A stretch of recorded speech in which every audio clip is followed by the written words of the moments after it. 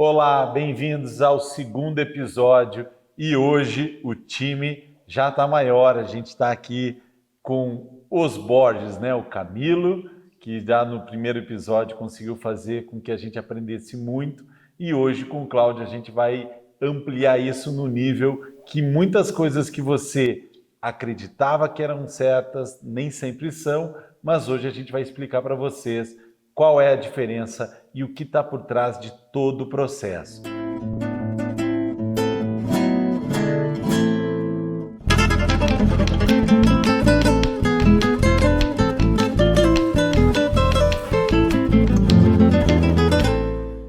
Cláudio, uma coisa que a gente escuta muito é a commodity, né?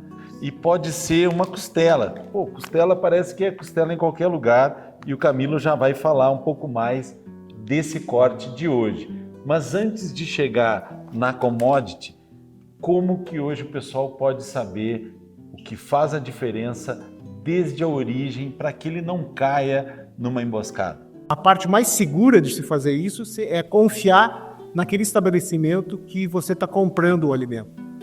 No nosso caso do Armazém Bom Gado, nós iniciamos produzindo carne commodity, que era pegar o animal, comprar o animal da onde estávamos oferecendo, engordar esse animal até um determinado ponto e entregar para o frigorífico.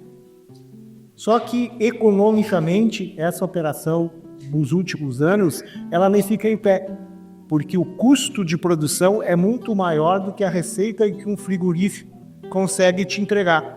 Então para trabalhar dessa maneira, ou tu tem uma quantidade muito grande e tu ganha na escala, ou tu vai ter prejuízo. Então, como a gente não tem uma quantidade muito grande, uma propriedade muito grande, a nossa propriedade é uma propriedade razoavelmente limitada, nós decidimos produzir uma carne não commodity, uma carne diferenciada. E para produzir uma carne não commodity, como o Camilo já falou, tu tem que buscar o animal desde a origem do animal, desde o ventre da vaca, como é que esse animal foi, da onde esse animal foi concebido, como é que esse animal nasceu, como é que ele foi criado até o desmame, e a partir do desmame, quando a gente compra o animal, como é que a gente dá continuidade para que ele consiga continuar com o seu desenvolvimento normal. E isso nós estamos muito preocupados de criar o animal a pasto.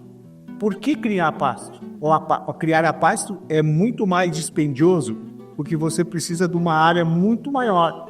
Por exemplo, dentro de um confinamento, porque tem produtores que criam o animal desde a sua origem dentro de um confinamento. Uma área em confinamento e você bota 400 animais em 1 hectare de terra. E ali você dá grão para o animal. Então ele perde a sua capacidade de ruminar e ele começa a engordar como engorda um suíno. E por isso que ele tem uma gordura branca. Nós, para nos diferenciar, hoje nós colocamos 75 animais em 30 hectares de terra. Então, vocês estão vendo que é praticamente 2 animais por hectare. E desses 35 hectares, o animal está livre, está a céu aberto. Ele tem uma vida normal, natural, sem estresse. Ele está pastando, ele está comendo o que é natural que ele coma, e ele só é suplementado nos últimos 80 dias de vida dele, que é o acabamento que a gente fala. Porque as pessoas fazem questão da gordura na carne, principalmente do marmoreio. E a única coisa que entrega marmoreio é o grão que dá energia para esse animal. Então esse nosso animal, por que o armazém tem uma taxa mais cara? E mais cara porque a gente bota 2 animais por hectare, porque a gente cria a pasto, porque tu tem um prazo muito maior para produzir esse animal e por isso a gente agrega muito valor. Eu não digo que a nossa carne é cara, a nossa carne tem mais valor agregado. E isso beneficia o consumidor porque tu tem uma gordura mais saudável e tu tem uma carne rica em flavonoides, beta-caroteno e vitaminas. Bacana. E uma coisa interessante também é a questão da suplementação. A suplementação que nós fazemos aqui, nessa parte final, nesses últimos 80 dias que o pai está comentando, elas são em cima de grãos muito bem selecionados. Por que eu digo isso, né? Uma das diferenciais do custo da carne commodity, como o pessoal, principalmente do Centro-Oeste, consegue reduzir o custo dos confinamentos, é usar o que a gente chama de subprodutos. Aí entra caroço de algodão, aí entra polpa cítrica, entre outros subprodutos das indústrias que são nutrientes, que são ricos em energia, que faz o boi engordar. Só que tudo que o animal come vai para a carne, né? Então, o que acontece? Polpa cítrica é um bom suplemento para engordar o boi, mas a carne vai ter o pH alterado por causa da citricidade da laranja. Caroço de algodão, também rico, muito rico em proteína e muito rico em ácidos graxos. O que acontece? Ele dá sabor, um sabor mais forte, mais pesado para a carne. E isso se faz, e tá ok fazer, para uma carne commodity, né? Onde que eu preciso produzir. Aqui não. Aqui a gente precisa produzir, mas a gente precisa produzir com qualidade. Então, aquilo que o animal come, a qualidade daquilo que o animal come está diretamente relacionado à qualidade da carne. Então, aqui a gente, além que a gente chama dos núcleos, né, que são as microvitaminas, os micronutrientes que a gente inclui, ainda a gente só usa farelo de soja, que é um produto de óleo que não que não atinge na carne, milho e aveia ou cevada, dependendo da época do ano. São 3 ingredientes que não interferem no sabor da carne, não interferem na carne, e ainda mais a gente dá um nível, que nem o pai falou, os últimos 80 dias a gente dá suplementação. Sim, mas a gente nunca passa dos 20%, 30% da necessidade diária do animal. Perfeito. O resto é pasto. E é o pasto que vai dar a estrutura para a carne. Que daí vai vir do sol, vem a vitamina A do beta-caroteno, né? Porque os animais estão a céu aberto. Da pastagem sai os flavonoides, sai a vitamina B12, o ômega 3. Então tudo isso, a alimentação, a suplementação, ela está diretamente relacionada à qualidade, né? Então a gente precisa investir. Perfeito. Em qualidade. E uma das coisas também que é muito importante é que esse animal não está estressado. Ele está num ambiente natural e por não ter o estresse, ele consegue agregar valor à carne e absorver muito mais micronutrientes. Perfeito. Eu pelo menos sou da época do Fusca, né, tia? E hoje se tu pegar um Fusca e botar uma Ferrari do lado, uma Mercedes, os dois são carros, os dois podem te levar até um lugar, mas todo mundo sabe a diferença, né? Fica fácil de perceber o quanto o valor, né, de um produto, ele está normalmente ligado a tudo que ele tem. E no dia de hoje, a gente tem 2 exemplares perfeitos que o Camilo vai mostrar junto comigo, que... Aqui a gente tem 2 modelos de costela. Eu digo modelos, né, porque antigamente costela era costela, né? E daí a gente foi desmistificando as costelas, né? Foi desmistificando as costelas e a gente descobriu partes diferentes, de modos diferentes de fazer a costela. Perfeito. Aqui a gente tem a famosa costela do traseiro. Aqui a gente cortou no modelo 5 ossos dela e tiramos ela como se fosse tiras, né? E aqui a gente tem a costela do dianteiro, que é do episódio anterior a continuação do short rib, né? E ela tem um volume maior de carne. Esse daqui é o original assado de tira uruguaio, que o pessoal tanto fala. Ela sai deste corte aqui. E aqui é a nossa famosa janela, que o Cris vai fazer hoje, no formato de tira, que é para a gente agilizar um pouquinho o processo. Mas, Márcio, vamos prometer pro pessoal, a gente vai fazer um costelão. vai 4 ter um horas, episódio. 8 horas, a gente vai ter que fazer um episódio só do costelão. E devido ao sucesso dos demais episódios, a gente tem certeza que você, além de aprender sobre carne, sobre a cultura do churrasco, sobre todos os produtos que o Armazém Bom Gado traz, você vai conhecer também cada vez mais a história, né? E hoje, chegando mais no fim desse episódio, a gente quer saber um pouquinho desse bastidor, como vocês vieram de áreas tão diferentes, executivo de empresa, e também vindo e mergulhando no universo do campo, né? Como que foi essa transição e o que vocês trazem da história de vocês que hoje ajuda a melhorar a qualidade do produto que as pessoas têm, e o histórico de vida de vocês hoje está na mesa das pessoas. Esse cuidado, esse estudo, hoje vocês já entregam literalmente de bandeja, né? Eu não precisei estudar tudo que vocês estudaram para hoje chegar lá e sair com um corte desse na mão. Como que foi a transição? Bom, a fazenda sempre foi um sonho, né? Eu nasci numa fazenda.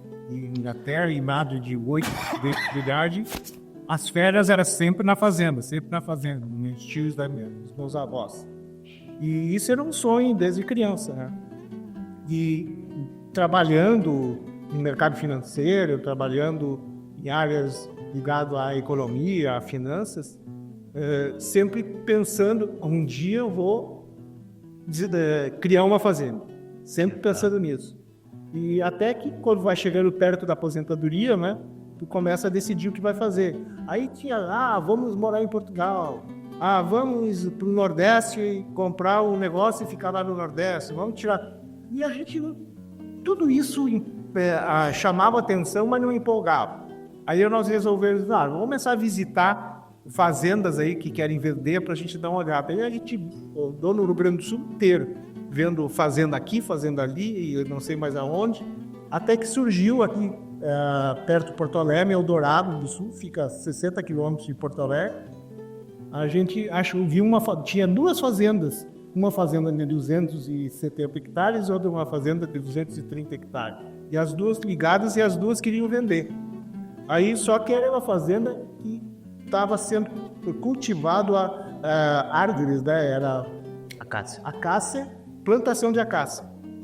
Mas como ela estava colhendo as acácias, nós resolvemos comprar.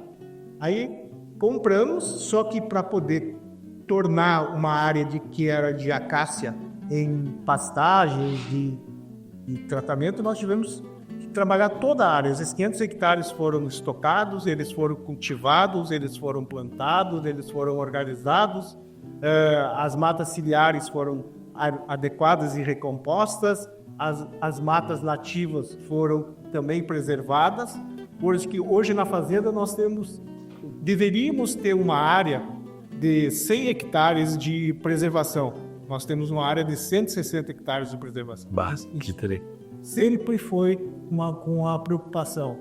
E o manejo, né? Hoje, por exemplo, a fazenda é autossuficiente na produção de energia. Nós temos a energia fotovoltaica, que a gente produz 140% da energia que a gente consome. As nossas pastagens são vigorosas. Sendo vigorosas, eles sequestram mais carbono do que tu gera. Porque quanto mais vigoroso ele for, mais carbono ele sequestra. Bacana. Então a gente até está trabalhando aí com o momento para nós certificarmos a fazenda, se não carbono zero, muito perto disso. Bacana. E essa tua transição, Tchê? Estudou a vida inteira? Estudei tudo a vida inteira, trabalhava numa multinacional, na área de TI de uma multinacional, estava com uma progressão de carreira para ir para o exterior, né? Aí o pai meio que se aposentando, aí ele virou, vamos começar a visitar umas fazendas, vamos comprar uma fazenda, vamos visitar uma fazenda, fizemos Alegrete, Uruguaiana, Pelotas, Rio Grande, fomos em todas essas fazendas e achamos essas daqui que o pai estava falando, né? E daí, te ajudo, pai, eu vou te ajudar a fazer, a montar a fazenda, e começamos. Eu e ele ia montar a fazenda, ele acabou entrando num último projeto, né, na área financeira também. Daí eu disse, cara, isso daqui a gente tem que entrar de corpo e alma. E daí eu entrei de corpo e alma lá em 2018, foi quando, outubro de 2018, foi quando eu pedi meu desligamento e assumi a fazenda e tô aqui dentro da fazenda desde então. E daí, como o pai falou, surgiu os projetos. Vamos produzir carne commodity. Começamos a produzir carne commodity. Carne commodity, não. A gente não está criando tudo isso daqui para ser mais do mesmo. Né? Perfeito. Vamos seguir adiante. Vamos seguir adiante. Começamos a produzir carne de qualidade e a gente viu que o mercado não, por mais que ele venda carne de qualidade, ele não consegue remunerar pela carne de qualidade e não consegue vender a carne de qualidade da maneira que a carne de qualidade deveria ser vendida.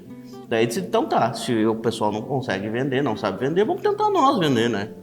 E daí, um dia passeando perto da casa de Porto Alegre, meu pai e minha irmã passaram na frente do empreendimento, tava com tapu, empreendimento da Dalla Santa, tava com tapu, o que vai ser aqui? Ligaram para um telefone que tinha ali, vai ser um empreendimento, não está à venda ainda, né? Tá fechado, estavam construindo, não está à venda ainda, não fizemos os lotes assim, e meu pai, não, vamos fechar, é o lugar perfeito, é aqui que a gente vai abrir o armazém. Fazenda Bongado virou o Armazém Bongado.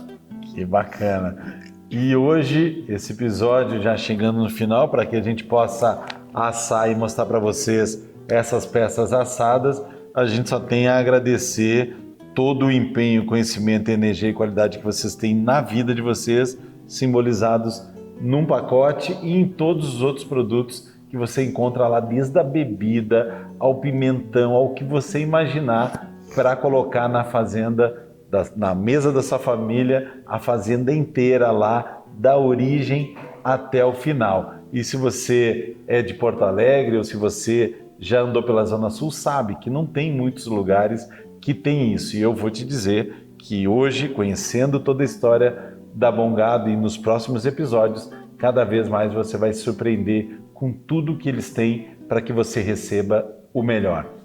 Fique conosco e já vamos entregar o assado pronto.